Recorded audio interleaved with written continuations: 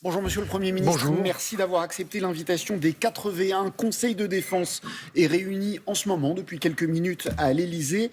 Des militaires français sont en route pour le Groenland en vue, je cite le message du président de la République sur X, en vue d'éventuelles contributions militaires destinées à soutenir le Danemark. Est-ce que nous nous apprêtons, nous Européens, nous Français, à défendre militairement cette île du Nord ?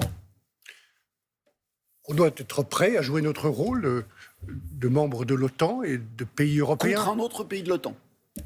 Je ne sais pas ce qui va se passer, même si M. Trump fait toujours ce qu'il dit, il est parfois imprévisible. Vous savez, d'abord, M. Bronstein, nous sommes dans un monde de plus en plus dangereux, instable, injuste. On le voit en Iran, on le voit en Ukraine, on le voit un peu partout dans le monde. Dans ce monde-là, plus personne ne nous attend. Nous Français ou nous Européens. Donc c'est à nous de prendre notre place ou de la reprendre et de nous organiser. S'agissant du Groenland, ce qui se passe est insensé. Si c'est une question de sécurité pour M. Trump et M. Vance, nous sommes dans l'OTAN et l'OTAN doit jouer son rôle. C'est ce que veut dire sans doute ce Conseil de défense. Et à la demande du Danemark, pays membre de l'OTAN et puis membre de l'Union européenne, nous pouvons envoyer des troupes en tout cas des experts ou des militaires pour préparer une opération de planification. Le seul pays qui peut poser un problème dans cette région, c'est la Russie actuellement. Et donc, il faut être prêt à préserver l'intégrité du territoire du Groenland et à assurer la sécurité. Ça veut dire qu'il faut être prêt à défendre, je repose, mais faut-il être prêt à défendre militairement, éventuellement, le Groenland ? Ça paraît fou, mais quand on voit que des militaires les attaques de différents militaires, pays partent sur zone... militaires, les sous-marins, les bateaux, ils viennent de la Russie, dans cette région. Donc il faut être prêt à se protéger.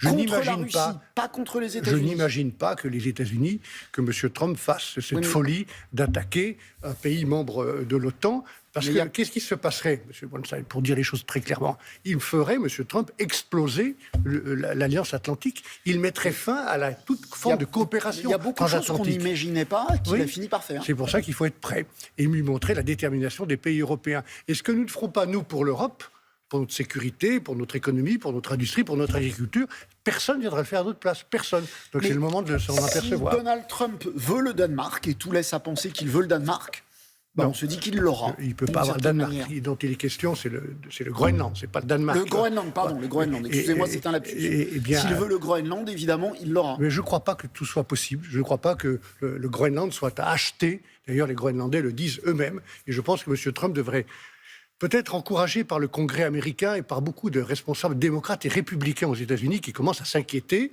ferait bien de se rendre compte que, à force d'être agressif à l'égard de l'Union européenne, il va perdre ses meilleurs amis, ses meilleurs alliés et rendre la situation des Américains beaucoup plus difficile. Vous savez, c'est la première fois, je le dis à ceux qui nous écoutent, depuis 60 ans, que des deux côtés, Est et Ouest, nous avons deux puissances, les Russies d'un côté, qui veulent détruire l'Union européenne. Donc c'est à nous de mesurer que nous sommes dans une situation vitale pour nous et de défendre nos intérêts. Et d'abord, bien sûr, on doit agiter les droits de l'homme, la charte des Nations Unies, défendre les valeurs et l'état de droit. Et nous devons le faire, c'est notre responsabilité. Mais nous devons aussi défendre nos intérêts et ne plus avoir de complexe pour les défendre, parce que ni les Chinois, ni les Russes, ni les Américains ont de complexe pour défendre leurs intérêts. Alors vous avez parlé de droits de l'homme. Il y a un endroit où ils sont bafoués, c'est l'Iran.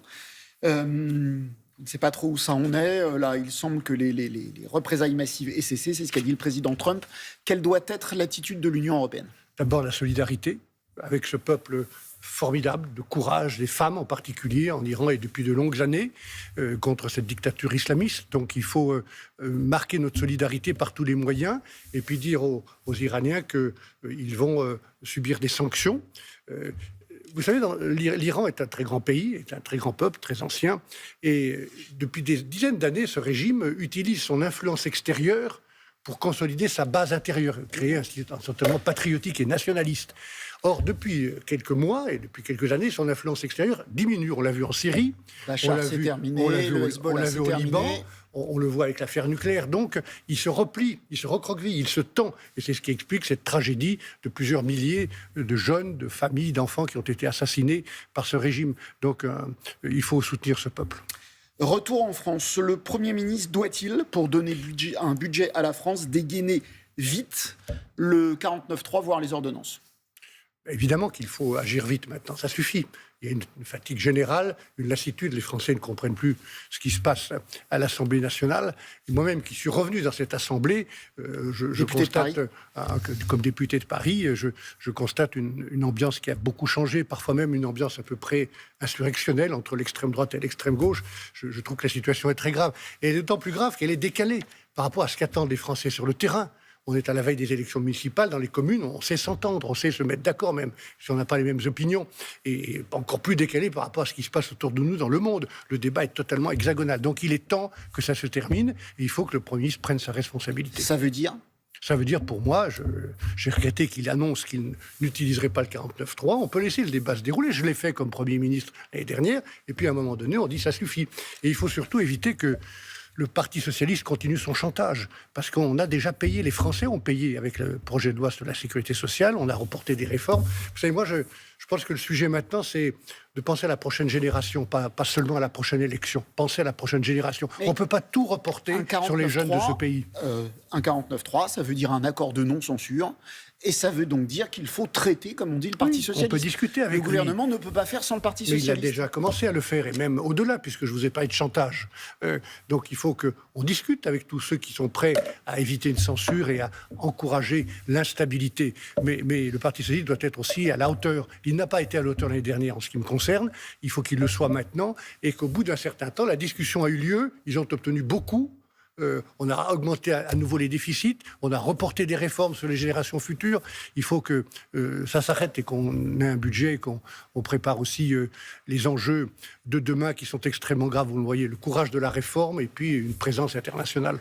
Ce que j'ai appris de vous, c'est un livre que vous avez fait paraître il y a quelques mois chez Kalman Levy, où vous relatez 120 expériences. Vous avez une immense expérience, vous avez à peu près tout fait, Premier ministre, ministre des Affaires étrangères. Par ailleurs, personne ne se détache à droite, le match n'est pas plié. La période appelle des hommes ou des femmes d'expérience. Barnier, président, est-ce que c'est possible ? Est-ce que vous en avez envie ? Si, mais la question, si vous la personnalisez, elle est encore plus difficile à régler. Oui, mais à un moment, il faut un ou une présidente. Mais c'est pas un collectif qui est président. Je réponds à votre question. Ce moment n'est pas venu. Le moment est maintenant de travailler sur un projet politique. C'est ce qu'attendent les gens qui nous écoutent. Qu'on parle sérieusement des réformes. Mais vous avez envie de l'incarner, ce projet ? De la place de la France. J'ai envie d'y travailler. Et puis ensuite, il faut se battre pour un candidat commun ou unique de la droite et du centre. C'est la seule clé pour être présent au premier tour, en deuxième ou première position, et être gagnant au deuxième tour. On n'y est pas. Donc moi, je veux travailler au projet politique, un projet courageux, tenace. Il faudra du courage pour gouverner ce pays. Et puis, à l'unité. Et puis, le moment viendra de répondre aux questions que vous posez. Mais moi, je pense que tous les candidats devront se poser 3 questions. Est-ce que je suis capable d'être président de la République ? C'est une question importante, par respect pour les Français. Est-ce que j'ai le bon projet ? Et est-ce que je rassemble au-delà de mon camp et de mon propre parti ?